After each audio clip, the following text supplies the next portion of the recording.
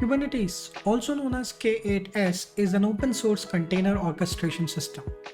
It can help you to deploy, scale, and manage your containerized application. It's a great way to abstract the underlying infrastructure and managing applications at scale. In this video, we will talk about the Kubernetes roadmap. Yes, you heard it right. We will talk about how you can learn Kubernetes and get started. This is another video from the series roadmap.sh that I'm trying to do to generate more awareness about different technologies. In case you have not watched my previous series around software architecture, system design, or backend developer, please check out the links. Let's get started. Kubernetes is a beast. It's a very large platform. There's a lot of different nuances, and I don't personally think it's a single person's job to master Kubernetes end to end. I think there's different roles that you play. If you are a Kubernetes application developer, you are deploying your application to Kubernetes and you are aware of maybe writing Docker file or containerizing your app and interacting, you're deploying your pod and stuff like that. You could be a DevOps engineer whose role is to take the pod and give it live, manage YAMLs, manage secrets, handle the topology and stuff like that. You could alternatively be also an administrator who's responsible for the infrastructure side of Kubernetes, making sure the cluster is up and running. You could making sure the servers are up and running and stuff like that. So in my view, Kubernetes is a multi-tenant octopus, I would say. I think it has more than 8 legs for sure. But let's get started and let's do a deep dive in the roadmap. So this is Kubernetes. And the first thing that we need to be aware about is some overview, right? What is Kubernetes? Why should you use Kubernetes? I think this is an important question. It's needed because it's very powerful and flexible platform for deploying stuff, right? Deployments are one of the most important pain areas in modern day, be it machine learning, be it deploying services, be it scaling them, and Kubernetes kind of excels at that. There are some Kubernetes alternatives. I think there's Docker Swarm, Apache Mesos is there. There's a couple of Garden used to exist, which is a container orchestration engine. There's Pivotal Cloud Foundry, which kind of is similar, but not just container orchestration. But I think in most cases, Kubernetes wins hands down. It's important to be aware of a high-level view of Kubernetes. Then moving on, containers and a general understanding of containers. The best way is to learn Docker. I know there is a conversation saying that Kubernetes doesn't support Docker official version and blah blah blah.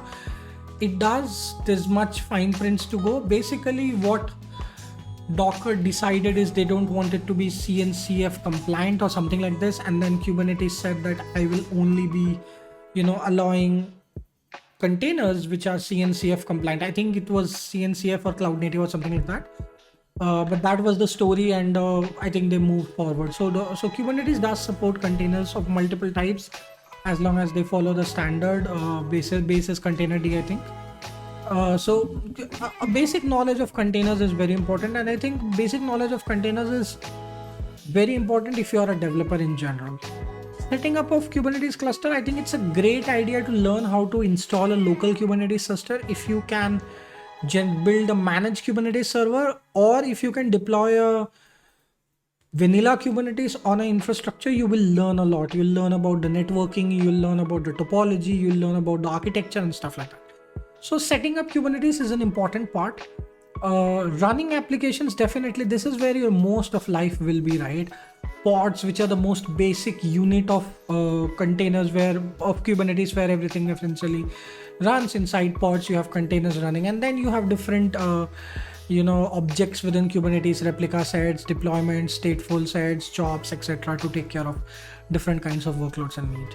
And after this, I think you get into more deeper aspects of Kubernetes. Still here it's at a dev level, but after this you get into more deeper configuration, security and stuff. So when we talk of configuration management, let's start with security and services and networking.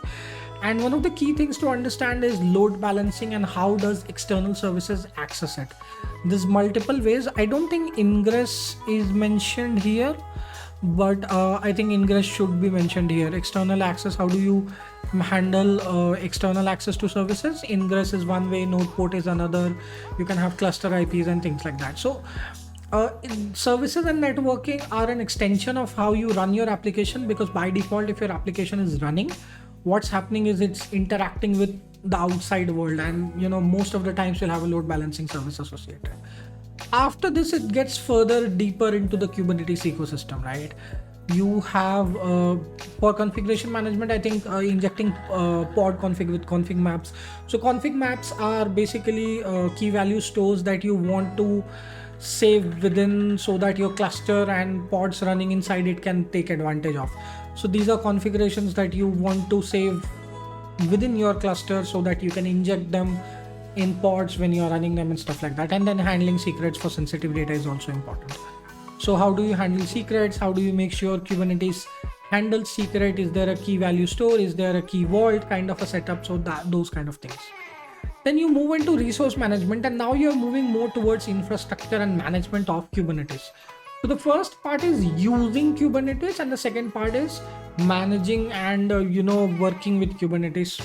In between, there are concepts of still using Kubernetes, like scaling and stuff. So resource management, assigning quotas to namespaces, monitoring the resource utilization. You can set up Kubernetes dashboard to do things like looking at what pods are there, updating your YAMLs, just viewing the health of the system, and so on and so forth. And then security. Kubernetes provides a wide variety of different levels of security at different layers. There's RBAC, there's container and pod security. You can add scanners, there's network security there. You can have security management done at an infrastructure level. You can have security monitors running within Kubernetes, which takes the security logs, give it outside of Kubernetes. There's tons of configurations possible. You don't need to be aware of this if you are an application developer. Logging and monitoring, log matrices and traces, they are kind of built. Observability is kind of baked into it. Kubernetes does not inherently specify what to use. There's tons of cloud native loggers that work with Kubernetes. You can check that in CNCF Foundation, and you'll be able to figure out your resource health, and you can set up your observability engine. From security, we move on to auto scaling. There's HPA, there's VPA, there's cluster level. So there's horizontal scaling, there's vertical scaling, and then there's cluster level scaling. Then you move on to scheduling. How do you manage schedules within Kubernetes? Basically, what is your topology for your distribution of pods? What is taint? What's tolerance? What are your pod priorities and stuff like that? You can use better framework instead of inherently relying on Kubernetes for this. Most people rely on Argo to take care of scheduling. Storage and volumes, CSI drivers, stateful applications. So for systems that require some sort of a persistence and storage, you can have storage and volume setup. You can have volume claims, persistent volume claims done on your cluster. There's a lot of different deployment patterns, kind of touches the DevOps world. You can have GitOps, CI/CD integration. Helm is a very popular way of doing deployments. You can have blue-green, you can have rolling updates. If you want to upgrade your cluster, Kubernetes can do in a rolling fashion, like one VM, then second VM, then so on and so forth. And then there are some advanced topics that at a cluster level operation. These are fundamentally related to orchestrating and managing Kubernetes itself. For example, should you manage your own cluster, installing a control plane, multi-cluster management, high availability cluster, multi-master cluster, multi-cloud clusters. For example, you want to have your Kubernetes control plane in one cloud and different clusters different nodes in the cluster in different cloud providers, and that's very much possible, by the way. A lot of people want to do that. So that's a bit on Kubernetes. That's how you can get started on Kubernetes. That's a simple roadmap for Kubernetes. Do check this out, and all the best. If you have liked my video, please subscribe. If you have not liked, dislike, put it in comments what you want to hear more. Thank you for watching.